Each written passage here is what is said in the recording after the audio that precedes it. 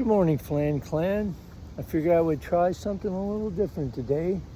Instead of you catching me in the middle of my hike, just gonna let you know what my activities for today is. After I traverse this nice steep ravine, I'm gonna go over that way to an open field, and then I'm going to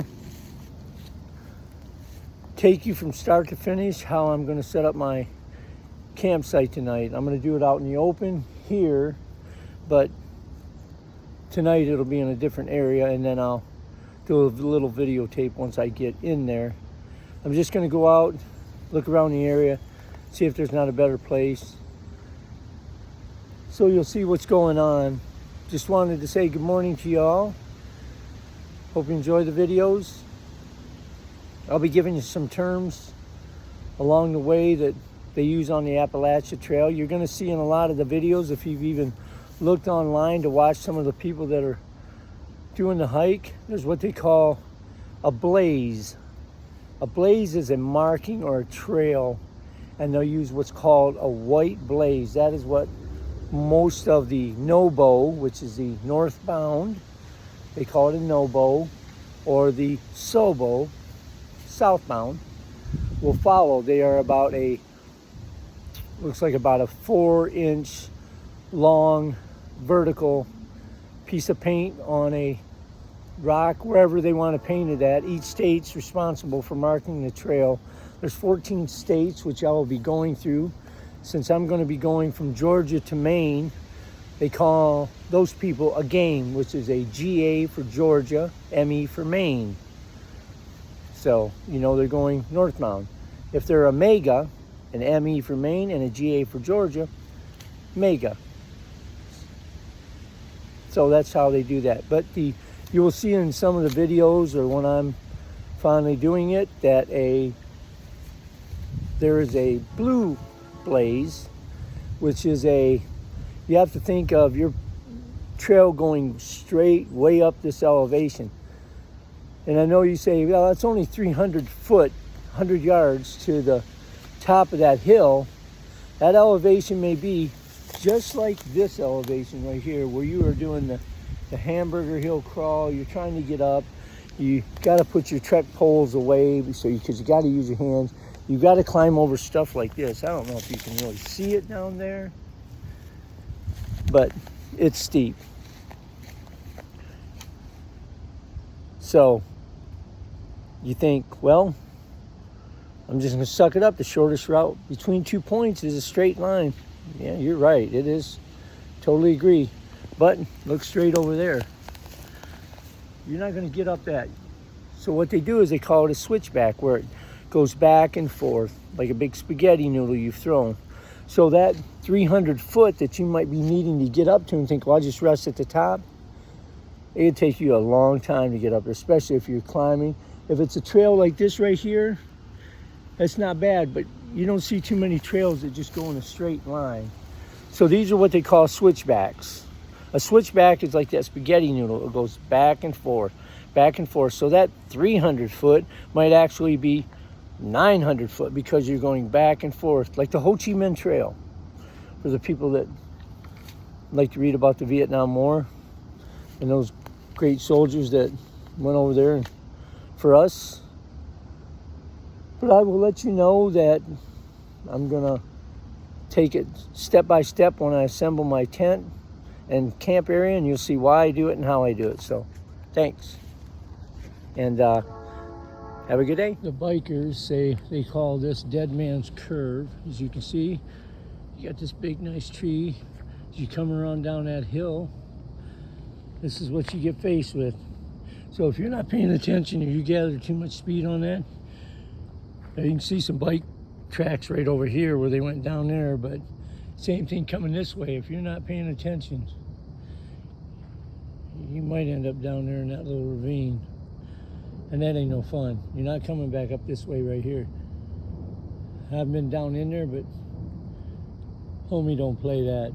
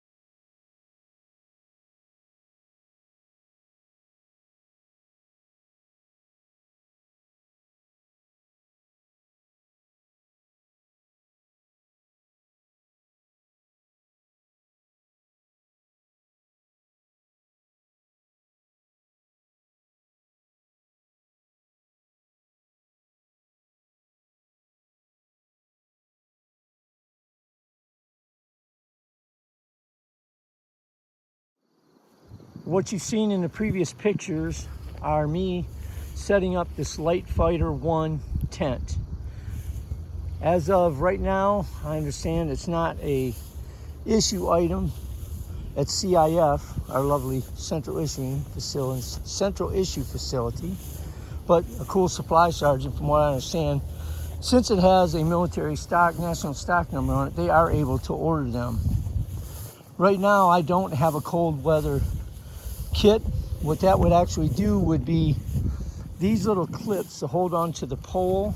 The cold weather, it's really just a little bit thicker material than this right here, but it allows to keep more heat in, therefore it's a lot warmer. These clips right here would go up through the thing, and then they would still hook on here like this. It's got a 6-inch bathtub flooring, so is what they call it, bathtub floor, but 4 inches up there's a zipper. It's got 2 zippers, one on each side, and I will put the top on to show you what it looks like in its configuration. It's a 1-person tent. I guess if you wanted to spoon with a little small buddy, you can do that. It comes with these are called bone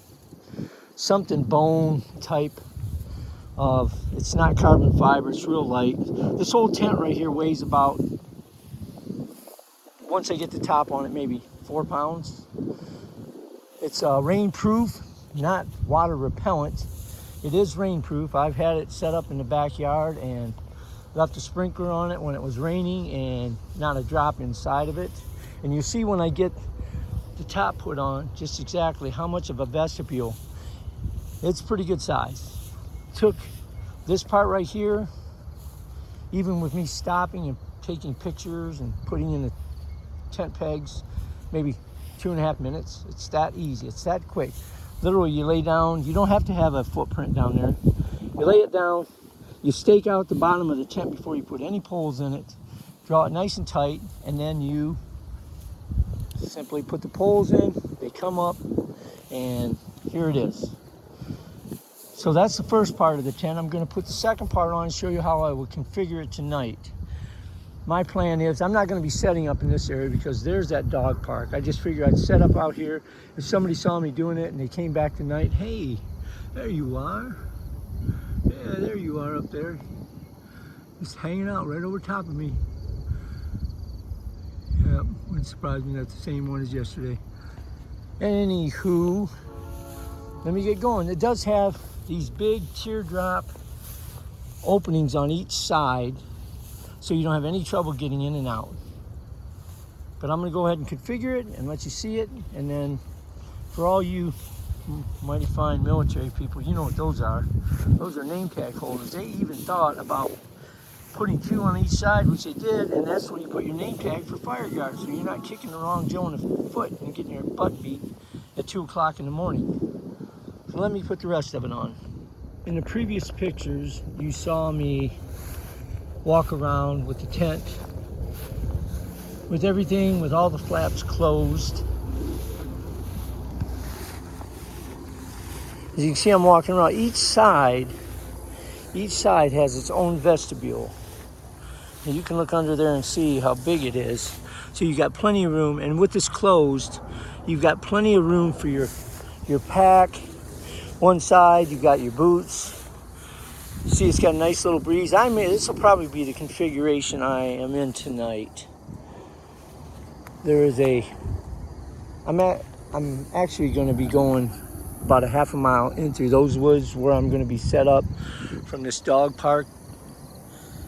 It's actually closed at 10 o'clock at night, so I should be nice and tucked away by the time any late bikers or joggers come through here. I've seen one other person actually out here hiking, and they were leaving as I was coming. So on this tent, see, how do you know who you're going to wake up for fire guard if your vestibule is closed, which is what these are called, the vestibule? Well, good old designer thought of that. Name tag plates on the outside. It also has these right here to where if I wanted to pull it out, these little loops, wanted to pull it out, make it a little bit more tighter. Now I don't have it tightened down the way I will have it. It's got a lot of fasteners on it. You know, same thing as on these sides right here to pull it tight. You can, however, since it has this right here, you can actually loop that up in a tree and then just use these and the ones at the bottom down here to stake it out, and you've got you just a little hasty shelter. As far as rain getting in, it's not going to happen. I'm telling you, it's waterproof. And this bathtub floor goes way up above where the bottom of this rain fly is. You can see the rain fly, and this is up here. It's a nice little tent. Whole lot better than those shelter hats we used to get. So I'm going to go ahead and configure it the way I'm going to sleep tonight so you can see what it's like and all its final configuration. As I said, this isn't as tight as I would put it down. If anything that I would add, well, these loops right here on each corner are for the U.S. Army cots. You can actually put this on a cot. So I'm going to go ahead and configure it. Well, if you've made it so far along with me on this video, you saw me putting some stuff in. First, let me tell you what this is. This is a, what they call a chipper sitting mat. It opens up when you're out there, wherever you want to go, sit on a rock or whatever, it opens up. It's actually made from reclaimed egg cartons, as you can see, all kinds of other foam. It's great for putting your knees down or sitting down. You don't want your butt wet. It's just handy to have. It's light. It weighs like 2 ounces. So let me go down here and show you what I've done. You saw me put the sleeping mattress in here. This is the Climate sleeping mattress. Works like a champ. This pillow right here is amazing. It's got a little strap that goes around your sleeping pad so it doesn't slip. Right now I've got the sleeping bag right here touching the back of the tent, and you can see I've still got about maybe 10 inches up there at the top before my head would hit. So I think it's rated a 6'2" for somebody. It's got 4 pockets around the edge in each corner. It also has this right here for the mesh netting, so you can just put that right up out of the way if you want to sit here in the morning and get your cup of coffee or whatever. I've got my headlamp hanging up in there, so everything's pretty much set how it's going to be tonight. It's got 4 hooks inside here so you can hang stuff on. The 4 pockets, as I mentioned. It's your basic primitive, but it's pretty efficient. I like it. So, more to follow here. Here you have it. Backpack, sitting pad are right there under my vestibule. Nothing on the other side, as you can see over there. Tent's ready to go. So, here's my little setup for right now. Of course, none of this would be left out because the field mice would have a field day, so to speak. But just to let you know, this would be if I'm going out for 2, maybe 2.5 days, what I would eat. Of course, you'd eat a good breakfast in the morning. Let's just say it rains and my shirt gets wet. You know, you don't want to just wad it up, put it in a trash bag. Too late then because it's already wet. So I'll take these tent poles out here, and when I know it's not going to rain anymore, and then I'll stake them down in the ground, and then I'll take a 550 cord and I'll run a 550 cord loop over the top, one going that direction, one going this direction towards me, and then one out here this way. Same on this side, so then it's anchored down, and then I'm going to tie a line of 550 cord between it, and I'm going to hang my wet clothes over it. If it's not going to rain at night, it'll dry because there'll be a breeze. This is what I'm going to take for 2.5 days of hiking, just to let you know. Eat a good breakfast, as I said. Take something like this. Chicken flavored rice. All these, just you have to add water. Garlic roasted potatoes, yummy. Lasagna meat sauce, I bought another one of them. And just to let Tracy Yankee know that I'm always going to be here to irritate her. I'm always here for tuna, ranch flavored tuna. And then I've got my chocolate chip bar and my fudge dip coconut, my spices, And that's my stove and the little burner that goes on top. Now, probably wondering what these are. Probably wondering. Well, I don't drink coffee. Hang on, I'll talk to you. Well, I don't drink coffee. Never smoked. Actually, some guys in Louisiana, when I was traveling back to Kentucky on leave once, said, "Hey, you need to try Skull Bandit." Or whatever. I, put that little pouch in my mouth, took off from Fort Stewart, Georgia, or whatever the name of it is now. Anyway, took, I think it was like 15 hours to get from, well, we lived in Savannah to Louisville or whatever, rain, bad weather. Got up there. I kept that one in my mouth the whole time. So that was the end of it. That was pretty much useless for me. But those little cubes that you saw, those are chicken bouillon cubes. Yeah, just the regular bouillon cubes.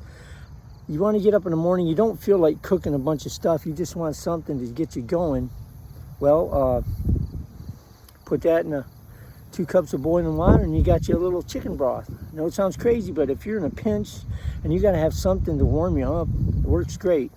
And then here's something else I got. Last time I went to REI, which if you don't know is a really awesome outfitter store, they have these things called goo.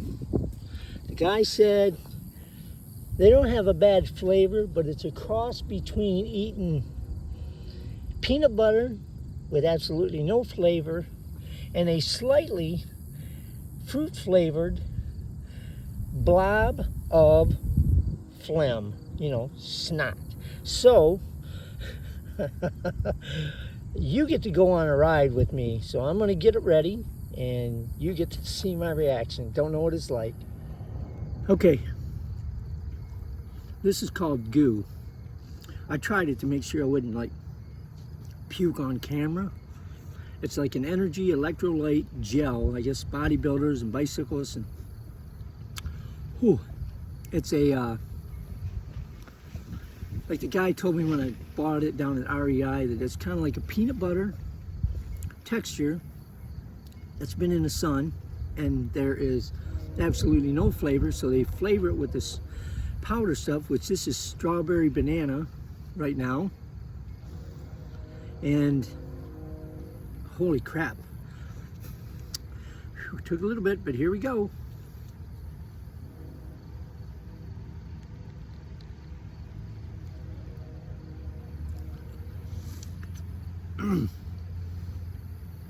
Oh, I didn't try that much. Oh, God. Oh. Wonderful. Oh, my God. It has a texture. No, I'm not going to go down that route. It's very creamy. Sorry if the camera's blown. I've decided to, I got to have 2 hands free. Holy shit, I took just not just to check it out, but oh, this is like a never-ending little packet of freaking smegma hell here. Oh God, I can't believe I'm doing this. All right.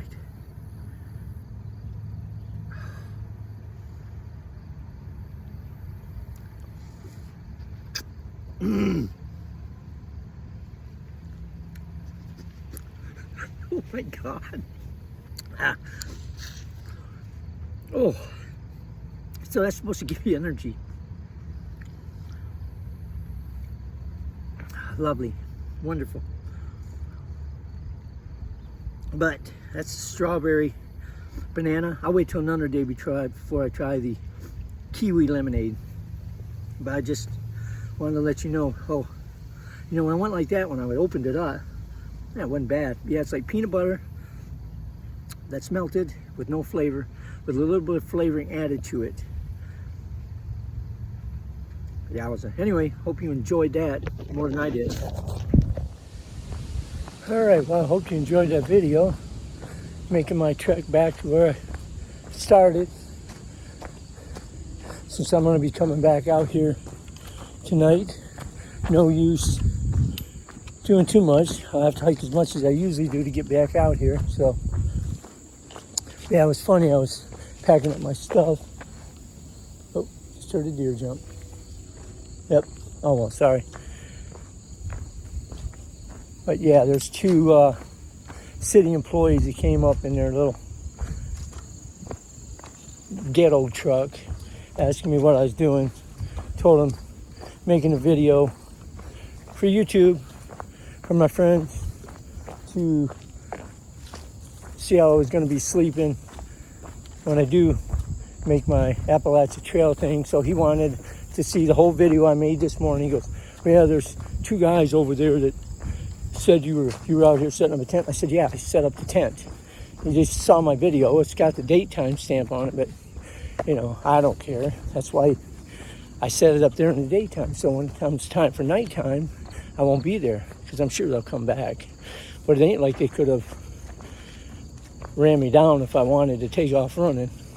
Sorry about the sun, but yeah, pretty day out here. So, thanks for watching. I'll do one tomorrow.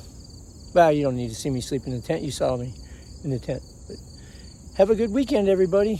Thanks for watching. Remember, smiles for miles.